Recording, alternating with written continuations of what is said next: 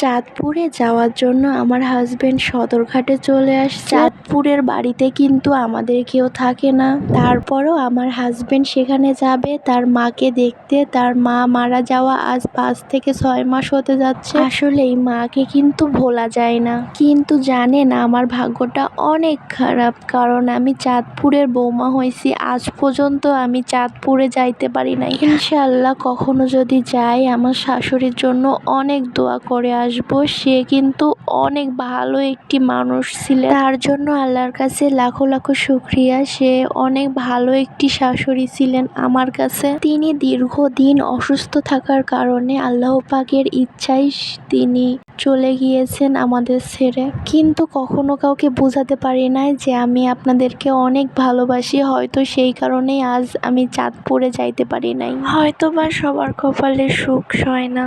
ইনশাআল্লাহ কোনোদিন না কোনোদিন চাঁদপুরে যাব এবং আমার শাশুড়ির জন্য অনেক অনেক দোয়া করে আসব।